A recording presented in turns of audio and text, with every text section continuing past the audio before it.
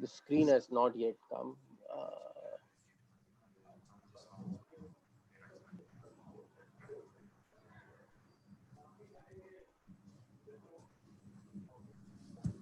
Can you click on the presentation one, because it says started screen sharing, but not seeing anything. Yeah, it is there now. Can you put it on the presentation mode, the slideshow mode?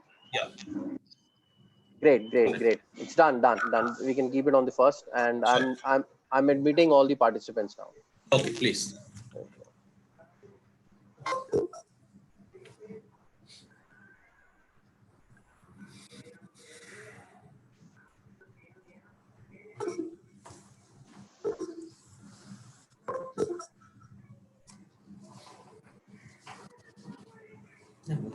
So first introduce, then I'll give it to you. You can start. Fine.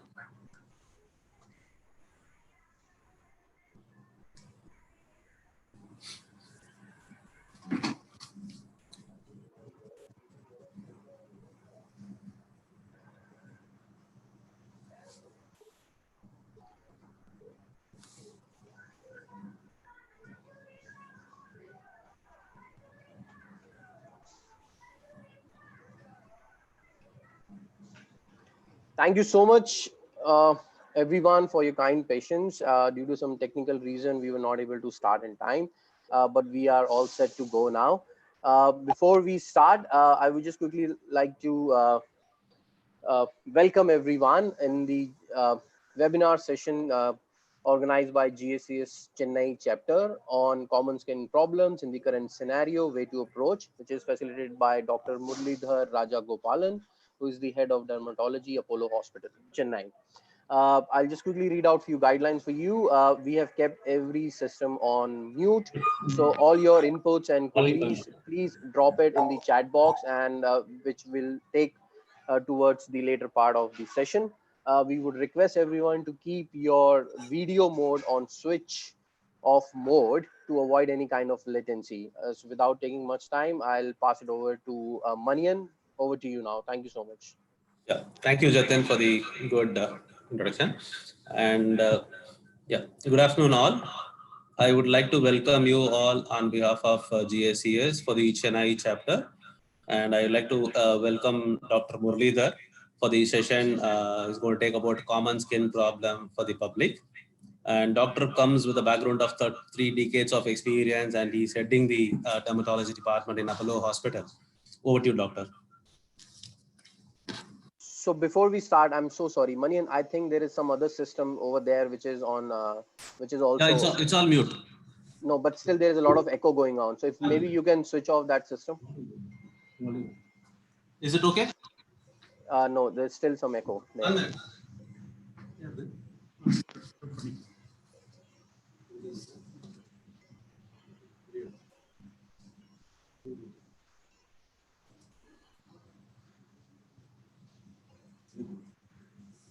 Is it okay? Yeah, this, I think it should be okay now. Yeah, it is okay now. Thank you so much. Please. Thank you. Thank you. Good morning, friends, and sorry, good afternoon, friends. Sorry for the delay. And good afternoon, Mr. Jatin and Mr. Samir. Thank you, Mr. Manian, for facilitating this meeting. Today's meeting is on common skin problems. I have labeled it as common skin problem for the public, because earlier we did one about skin problems in the current scenario. The current scenario is a COVID scenario, which would be a very, very different thing. But considering the audience, which is going to be, I think, a non-doctor, non-medical audience, we will focus on some of the common skin problems that you see in day-to-day life first. I've been fortunate to be with this hospital ever since. I've been fortunate to be with this hospital ever since the inception of dermatology. I started the department here, and we are an 8-member strong department now. And we have a fairly big OPD, and I'm very happy to say that for the last 7 years, we have been voted as the best dermatology department in the country. And we have been voted ahead of all the national institutes in the country by the Times of India. So it's more about my department, and I'm glad to be heading this and interacting with all of you.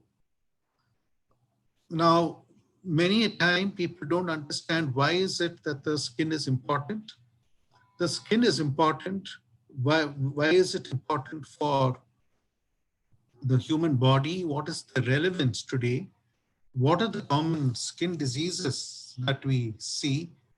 And then, of course, we have to talk about uh, an important area, because that's what makes me a member of Apollo, and that is skin as a mirror of internal disease. Now, next only to the blood supply of the body, the skin is the largest organ in the body. It regulates several functions of the body, and one cannot live without the skin. One of the major reasons why this happens is it is the first barrier to damage or infection. It interacts with all the internal organs of the bodies. And of course, of late, cosmetology and aesthetic dermatology has become important, and they do affect the patient's social well-being and quality of life issues come in when there are cosmetic skin problems. But in today's discussion with all of you, I'll be talking more about the importance of the skin as a vital organ and how it fits in to a hospital setup. Now, what are the common problems that we see, whether it is this scenario or other scenarios? These are conditions which are most common. I think everybody knows this. Fungal infections are very common in India. In fact, India is at present undergoing a pandemic of fungal infections, which started before this COVID and all that, and it is very difficult to treat fungal infections. Psoriasis is something which makes people terrified, and today we have enough data to tell you why you should take psoriasis seriously. Eczema is very common in patients, and you find many women coming to you with hair loss, and there is a correlate between the structure and function of the skin. Now, if you look at this, there are three layers: the epidermis, which is the outer layer, and then the dermis, which is the middle layer, and then you have the subcutaneous fat, in which you have embedded the hair roots, the sweat glands. So we all are aware of this. The whole area of the skin is, however, very richly supplied with the blood supply of the skin. If you remember, I told you that the blood supply of the human body is the largest organ of the human body. So when you have such a vigorous blood supply of the skin, it interacts the various organs of the body with the skin, and therefore the skin becomes a mirror of whatever diseases are happening in other parts of the body. I did mention that it is protection or barrier. It's one of the major functions, but it is also involved in sensations. We cannot feel anything unless you have skin. Communication, I mean, when there are several examples we can give you, because the face, the texture of the face, the color of the face, everything helps you to communicate better. Thermoregulation, because there is such a rich blood supply in the skin, the loss of temperature and the constriction of blood vessels prevents loss of temperature, and several nutrients are actually absorbed through the skin. The skin is irreplaceable. It cannot be changed. It is very difficult to do that. It is one of the most important organs. For example, if you have a loss of 20% of the skin through burns, the patients usually die. The mortality rate goes up to some 60 to 70% in a loss of 20% of the skin through burns. We in dermatology, we see patients who have lost more than 70 to 80% of the skin, sometimes 90% of the skin, due to various medical problems or immunological problems. Fortunately for all of you, I will not bore you with details of that, because details there will be quietly gruesome. but we will talk about what are the warning signs. Now, if you have a dysfunction of receptors, receptor is something which can feel. It transmits a sensation. So that increases the danger of neuropathy. Neuropathy is when the nerves are damaged. When nerves are damaged, then we have ulcers. Then we have pressure ulcers because patients lie down in the bed for a very long period of time. So the pressure of the body falls on the skin. The blood supply is reduced. Nutrition is lost. And many a time, patients do not notice the development of wounds and infections when the sensory receptors are damaged. So we need to understand a little bit about how the skin functions. Now, there are very many common reaction patterns because of the fact that the skin is an organ by itself and it has several active parts. Pruritus, a medical term meaning itching. Papillosquamous patterns, meaning scaling or flaking. Urticaria or erythema. Erythema is redness. Urticaria is hives. Purpuras are red, inflamed spots on the skin. Vesiculobullous reactions, fortunately not very common, but they produce blisters on the entire skin. There could be nodules on the skin, or the skin could just become pigmented. So like this, there are several common reaction patterns. Itching is a function of the nerve endings in the skin, and these are thought to be mediated by type C fibers. We have specific fibers for this.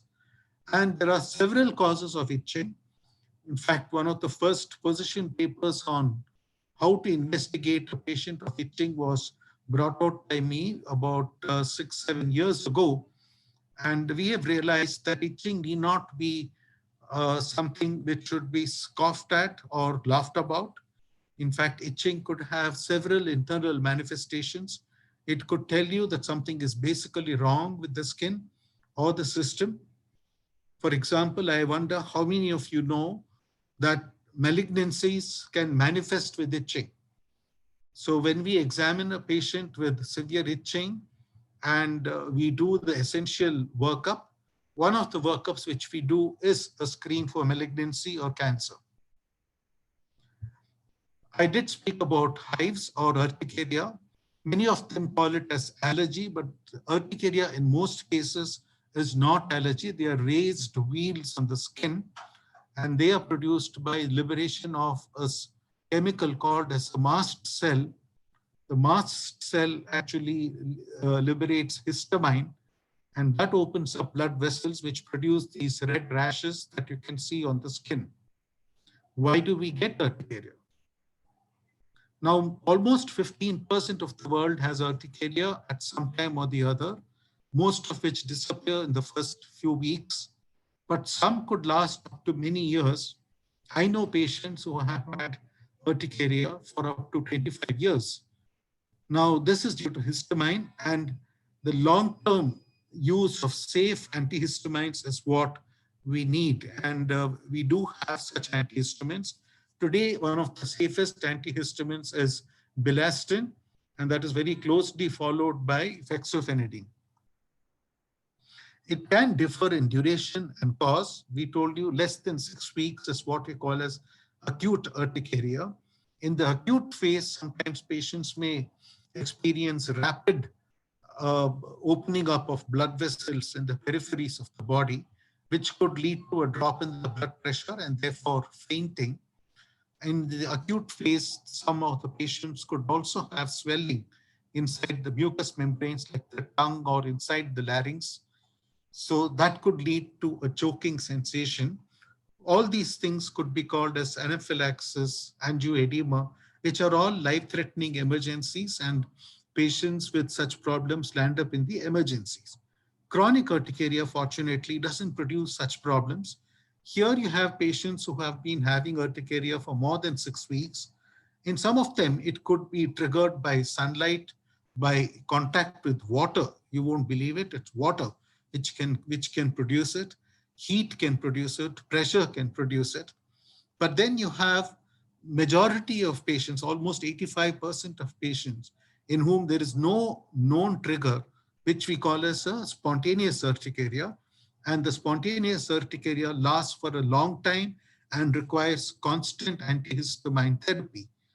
Please do not stop if you see a dermatologist and he has started you on antihistamines for urticaria. Just because you feel well today, don't stop the therapy.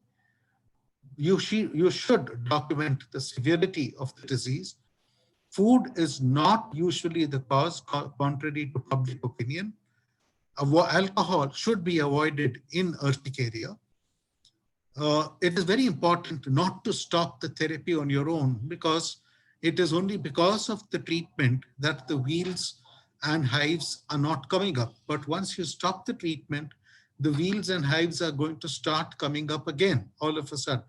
And then it becomes a very frustrating issue for the patient. But if you continue therapy, let's say in about 3 to 6 months, 60 to 70% of patients with urticaria become all right. So we'll move on to a different area itself altogether. Now, this is called as what we call a papillosquamous disease. Papules mean raised skin lesions. Squamous means flaky. So the most common condition which produces flaking and raised skin lesions is psoriasis. And psoriasis is also something which many people are quite scared of. I've shown you a lot of pictures of psoriasis. It's a common chronic inflammation of the skin. The problem is 30% of these patients have joint involvement also. There is a genetic predisposition, but apart from the genes, it is the environment and the immune system, all of it which work together and play a part in producing psoriasis. There are well-defined patches with their silvery scale. Psora means a silvery scale. And this really affects the quality of life of the patient. Most of you work for various corporates, for industries. You know very well that how the worker or the executive looks makes a big difference. But the point is that if you look at the last line here, it is an inflammatory mediated disease, which means it is actually inflammation. It is not just a cosmetic problem where there is scaling. Because of the inflammation affects different parts of the body. And we have recognized today something called as comorbid conditions of psoriasis. There is what we call as the metabolic syndrome, in which there is obesity and an increased risk of heart disease. Obesity by itself. People can have inflammatory bowel disease like, for example, ulcerative colitis or Crohn's disease, because they share a common gene. Arthritis occurs in 30% of patients. In fact, most commonly, it is the small joints of the hands that are affected. So that brings down productivity severely. You'll be very surprised to know that next only to cancer, psoriasis is the biggest cause of depression, anxiety, and attempted suicide for patients with all diseases. This is next only to cancer. So it is a very, very important to emphasize the treatment of psoriasis. Heart diseases, if you look at cardiovascular disease, whether it is a stroke or whether it is a cardiac infarct, you'll find that a good number of these patients do suffer from psoriasis also. So which takes me to the point that you treat psoriasis well, you can prevent most of these other serious complications that occur with psoriasis. And there are several strategies for treating them. I won't go into each and every one of them. You can use creams, you can use tablets, you can use ultraviolet light, and there's a specific group of drugs called as biologics. And biologics today, now, if you look at this histogram or this bar chart, we have some of the conventional drugs in the first 3 bars. Now, they tell you what is the rate at which some improvement occurs. And in the latter part, you have 4 bars. And these 4 bars tell you about the effect of biologics, which is a new group of drugs altogether.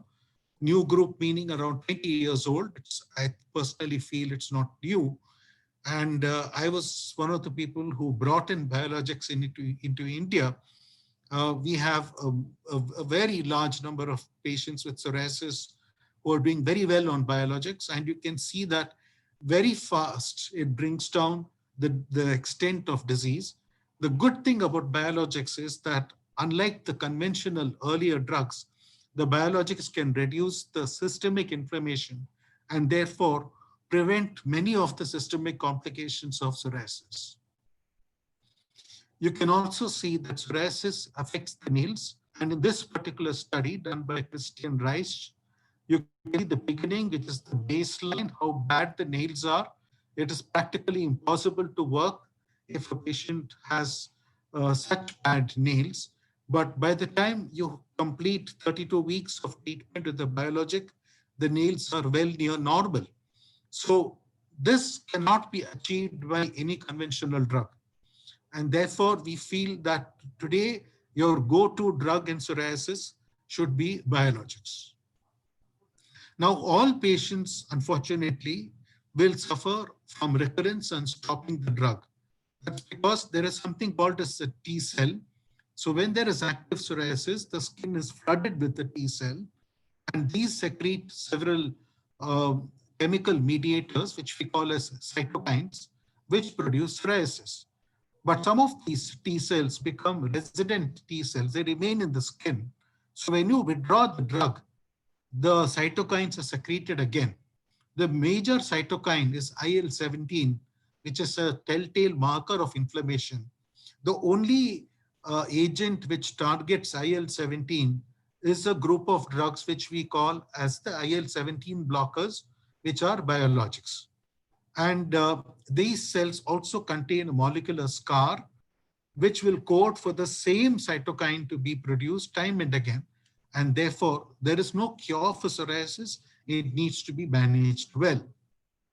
Now, a very small word about COVID-19, because I brought in IL-17, I thought I'll just bring in this particular slide alone. The Th17 cells produce IL-17, and both SARS and the earlier coronavirus infections would all induce IL-17 and Th17 cell induction, which lead to the lung damage which occurs from the blood. And we know today that COVID-19 is something in which lungs get damaged and people die because of the lung damage. If we are able to block IL-17, we can tentatively say that yes, we will be able to prevent the large number of deaths that occur in COVID because of lung and heart involvement.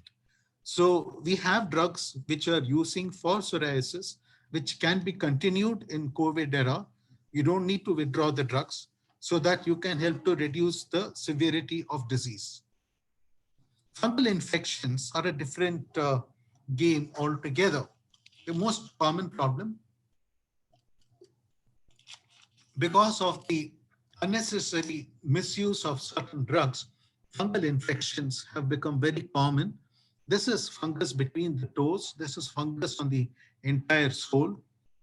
And then you can see fungus in the groin area, otherwise called as a jock itch or tinea cruris. All these are infections. They spread from person to person. This is called pityriasis versicolor, where there are flaky white pigmented spots on the skin. All this is common in humid climates, as the monsoons have started in most parts of the country, except, of course, Chennai. We hardly ever get monsoons. So when the temperature is very humid, these fungal infections are common. Unfortunately, what has happened is that they've become very difficult to treat. The common ringworm, which earlier we used to treat with just a cream, today requires much more than a cream, because if you look at this diagram, it shows you one ring within another ring, otherwise called as tinea circumscriptum, where or concentricum, where it is concentric circles of fungus are being produced. This happens because many patients go to pharmacies directly and ask for a cream for a patch on the skin. Invariably, the pharmacist gives a steroid, and when the steroid is used, the body's resistance to the fungus goes away, and the fungus keeps growing time and again in the form of concentric circles. And it's very difficult to manage these patients. We have seen entire villages being affected by the same fungus. In fact, because of the persistence of the fungus, the very genetic structure of the fungus itself has changed, and it has become far more virulent today. And I would go so far as to say that next to psoriasis, fungal infections are the most difficult thing to treat today.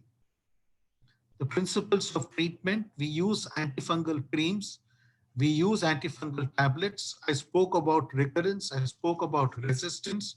Never ever use combinations of steroids with fungal infections. Hygiene is very important: washing clothes, ironing clothes, drying in the hot sun, getting the contacts in the house treated, ironing all the bed sheets and the toiletry, including towels, is important, because when dry heat is used, these fungi die. Now, this is something which we see nowadays, because people are washing their hands so frequently that you see dermatitis in the hands. Dermatitis, the broader term would be eczema. There are several types of dermatitis. This particular eczema is a irritant contact dermatitis. It happens because of the irritation due to contact with several types of powerful detergents, and people think that detergents are helpful. The problem is, it is better to advise all your patients to use gloves when they do any kind of work. Otherwise, the outer barrier surface of the skin is damaged and we end up with eczema. Now, eczema can be either induced by this kind of damage to your skin, or it could be allergic to, say, metals. Many people are aware about allergy to leather, allergy to metals, allergy to waistbands, wristbands, and things like that. So this is all common. It is not something new. But there are also types of eczemas which come up at birth, and they last throughout life. And those are what we call as the endogenous eczemas or atopic eczemas, and they require very specialist care, because while these eczemas, which are due to some external agent, may go away fast with even just Vaseline or something like that, endogenous eczemas require somebody with a good knowledge of immunology to modulate the immune system. Shingles is quite common. Shingles is due to a virus.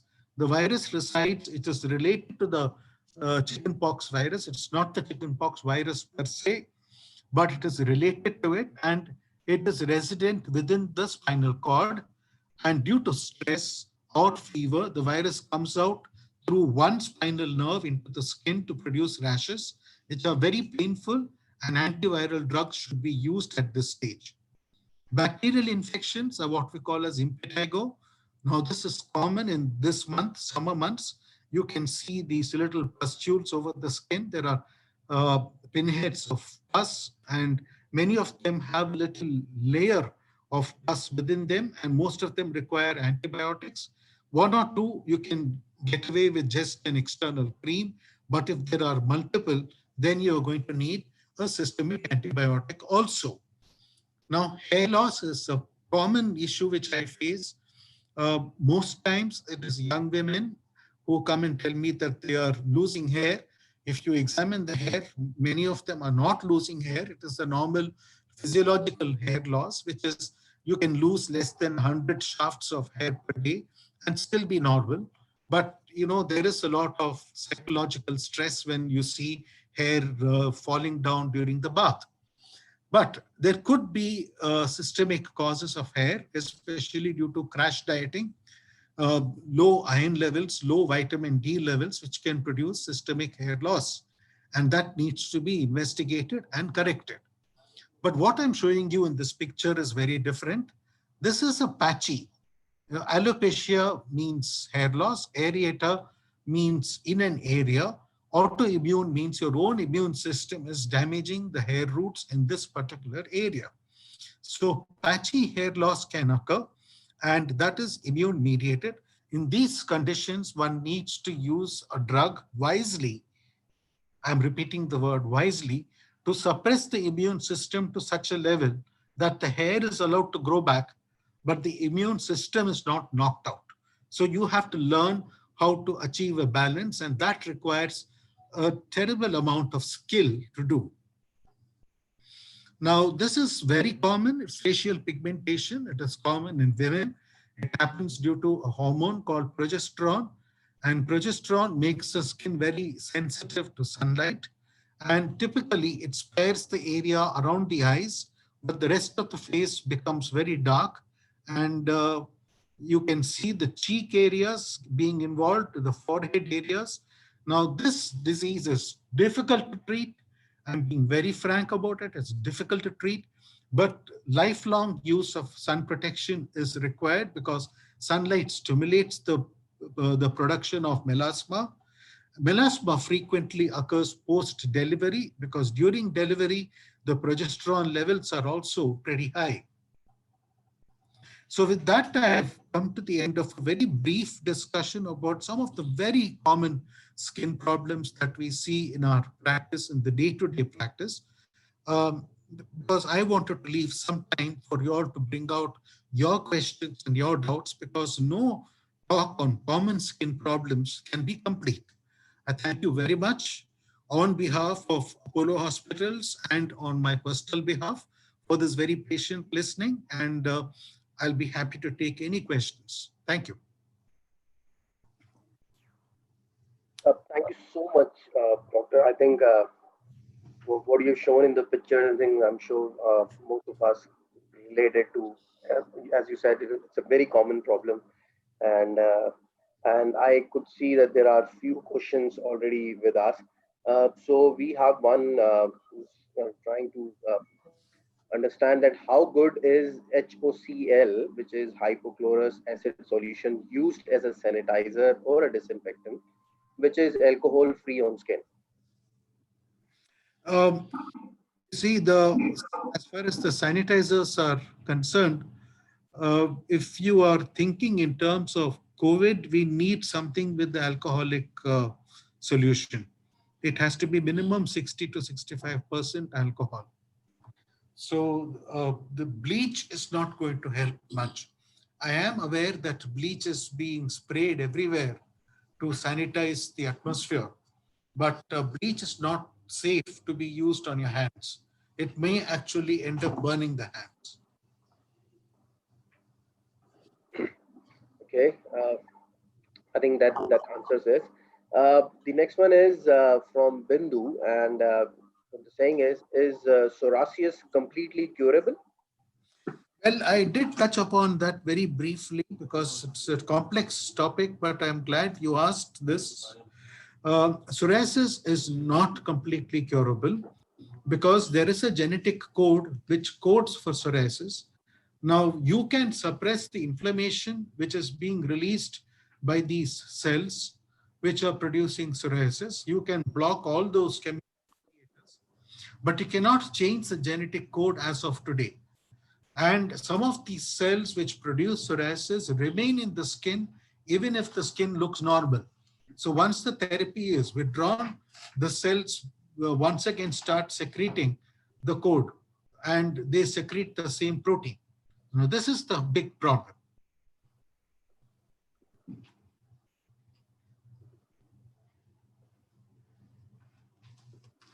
Okay. The next one is if you can just help in explaining the cure or the natural remedies for some of the words are little difficult for me to pronounce. It says elasma. It's MELASMA. Yeah, it is melasma. Melasma, right? Yeah, in Hindi, it's called chaya in Bengal, in Punjabi. Oh, okay. Right, it's called chaya. Yeah, yes. We get these dark patches on the face in women. Sometimes men also get it. Sunblocks are equally are the most important part of treatment. Throughout the day, sunblocks should be used. There are some other treatments which are in the form of creams which produce loss of pigmentation that can be used in the night time. But amongst those creams which produce loss of pigmentation, one word of warning is that don't use steroids. Please make sure that You do not use steroid creams on the face because it will damage the face permanently. Second, please do not use any cream which contains a chemical called as hydroquinone. It is still very widely being used in India, but in most parts of the world it has been banned. This drug could be carcinogenic, and sometimes it produces a very deep black pigmentation on the face called as ochronosis. We have other better medications to lighten the skin, but this, unless you use good sun protection, this is going to come back. So these are a few tips I can give regarding treating melasma properly. Okay, so that's so Sanjana Chauhan's daughter. She's 14 years old and she has a oily and itchy scalp. So what would be the reason? I mean, how can that be taken care? Yeah, Mr. Jatin, usually what I would tell Sanjana is that she's a teenager.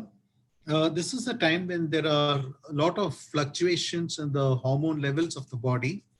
And these fluctuations in the hormone levels of the body are going to make the oil glands, which are associated with hair roots, very active. So the scalp will certainly be very, very oily. There's no doubt about it. All teenagers, the scalp roots will be oily. Now, if there is no itching or flaking, then we don't call it dandruff. We just call it a oily scalp, and for which a simple shampoo is enough. But sometimes there is a fungus which grows in it, which is called Pityriasis versicolor again, or Malassezia furfur. And if this fungus grows, it produces flaking and severe itching. So that would be called dandruff. There, you need to use an antifungal shampoo 3 days a week, and that is indefinite. Maybe a couple of years have to be, the anti-dandruff shampoo has to be used to make the scalp clean. One word of caution I would give Sanjana here is that please do not use any kind of oil on a scalp that is already oily or inflamed with dandruff. Hmm. Oh, great. I think this is quite a common problem these days. So it's a very nice question. So basically, as you mentioned, that the autoimmune conditions can lead to hair loss. But then we have one guy, Amit, who's saying that he had a multiple sclerosis and the medication which leads to hair loss. Is there any way that this can be countered? Yes, Amit, if there are multiple patches which lead to hair loss, then I think you are indeed talking of alopecia areata, which is an autoimmune condition. And, you know, by and large, I'm very happy to note that the general public is today aware of autoimmunity. When I was doing my MD about 35, 40 years ago, people did not know about autoimmunity. In autoimmunity, your body's own immune system turns against itself. So you need to suppress those immune cells which are damaging the hair roots. So medications like cyclosporin, medications like have to be used very judiciously to help in the regrowth of hair. Now, let's take the situation where you have multiple patches and the hair is just not growing back at all in spite of seeing a good dermatologist who's helping you. Then we do have certain newer drugs called tofacitinib, and that can help the hair to grow back permanently. The downside of a drug like tofacitinib is it makes you very prone to infection. So that is the downside. So this is the reason why when I spoke about alopecia areata, only an expert who deals with these kind of drugs should prescribe them. And I think, you know, unlike in the West, in India, there's nothing called as a particular doctor being having the registration to prescribe a particular drug. Here, any Tom, Dick and Harry prescribes anything from A to Z, plus God knows what other combinations. But I think we do need to bring in that system where only doctors who have been trained in a particular condition or trained in a particular drug can prescribe that drug. Because tofacitinib is an excellent drug in my hands, but it can be disastrous in somebody else's hands because they wouldn't know what to look for. Because you are, whatever said and done, suppressing very, very important parts of the immune system. Yep, I think well So explained. the long and short of it is that you need gentle hands to treat you aggressively. Yeah. Nice one.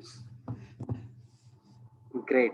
So there are questions keep on coming, but I'll pick up those who are related to the current situation these days, which we all are facing. So we have one which says the surgical gloves which we use these days end up giving blisters. So I'm sure because of some powder which is there in it. So how do we avoid this? No, you see, as far as doctors are concerned, we rarely see this happening because the powder that is used over there is not a harmful powder. But many of the uh, uh, gloves that are sold in the common market contain bleach. And if bleach is kept, this is what I was telling you earlier, if bleach is kept in contact with the skin for a long period of time, it will produce blisters. Besides, actually, it's not really needed for people to go around buying vegetables with gloves on their hands. It's not needed to go shopping with gloves in your hands in the COVID times. Wearing gloves on the hands is not going to protect you from COVID. And wearing gloves in the hands is not even a must because, even if it is packaging material or vegetable material or fruits, they don't carry the virus. The virus can't survive on them at all. So it's not really needed to walk into a physician's room also with gloves. As you can see, even I am sitting without gloves, but I do have a mask. I do have a mask. Yeah. So this room is fairly sterile. The minute I walk out of this room, I'll be putting on this mask. No, I think you're absolutely right. Mask is something which is really important. Yeah. Great. This is probably it's even I am interested in knowing this. So, what are the suggestive food items, or that we should eat or probably avoid to prevent hair loss? Yeah, excellent. As I said, one of the common causes of hair loss, I wouldn't, now, there is one type of hair loss called as male pattern hair loss, which is due to the male hormone and due to an increased sensitivity of the receptors to this hormone. There, the food doesn't make a difference. But there are a couple of food items which can produce hair loss. We'll first talk about that. Hair needs a vitamin called biotin to grow. And there are a lot of people, especially I see these macho type bodybuilders, they come and they are 4 times my size. They can't fit into my room. And they got these huge bulked out muscles. And they take something like 8 to 10 eggs per day Yeah. to build up those muscles. Now, egg contains a protein called avidin. Avidin binds to biotin and doesn't allow its absorption into the blood. So they lose hair. That is one thing you should not do. As far as the things that you can take which will promote hair growth are green leafy vegetables because all of them contain a good amount of iron. Meat contains iron. Meat contains vitamin B12 also. Uh, Dairy products, especially dairy products like normal milk, cheese, they contain good sources of vitamin D. So foods which contain vitamin D, foods which contain iron are all very useful, and vegetables which contain all the micronutrients are good for the general types of diffuse hair loss that we see in most common people. Great. So I'll start eating more meat. And so very important, is there a chance to get a hair growth again on the bald head? That depends on the head. Because, when we look at balding, we look at the type of balding, the stage of balding, what is the underlying cause. And if you are talking about a person with the male pattern balding, we call it pattern because the hair line starts receding. Now, as you see, at my age, I'm nearing 60. So my hair line itself has started receding. Now, I can't expect to get hair over here in the front. If you see pictures of me as a youngster like you all, then, I have a lot of hair in the front. But once the hair is totally gone, it doesn't come back. You have to go for a transplant. But in other parts of the scalp, like when you lose hair on the vertex, that is the mid portion of the prominence of the head, with early treatment, there's a good chance that hair growth will recover well. One of the common drugs we use for that is minoxidil. That is the only licensed drug, by the way. Nowadays, some peptides are also being used as serums for hair growth, which also brings back hair. We use tablets like finasteride, which blocks the action of the hormone. That is not to be used by women. Please remember, finasteride is not to be used by women of childbearing potential because the baby can be affected. But men can use finasteride up to the age of 35, not beyond 35. So we have a lot of drugs available for stimulating hair growth, depending upon the stage and type of hair loss. Okay, great. So I think we are done with our timings, and there are more questions. So I would request all the participants to please drop your questions in the chat box. For another 2 minutes, we are open, and I will try to get the answers done from the doctor, and we can share it across. So I'll just thank you so much once again, Dr. Saab. I think that really helps a lot of us, Thank and you. I'll just pass it to Anil Tom. Uh, 1 second, sir. Just let me just pass it on Anil Tom, who will like to say a few Yeah, you words. can unmute Anil Tom to give the Yes, thank you yes, note. I am doing it. Yes, right away. Yeah. So Anil, you probably have to select. Yes, go ahead. Did that. Good afternoon, doctor. Good afternoon. Thank you so much for your valuable time on this Thank you. Saturday to share the knowledge on this common skin problems in the current scenario. It was an amazing session, and I'm sure that everybody have liked it. There are a lot of questions coming in. We will definitely disturb you again to get this question and At answer. your service, sir.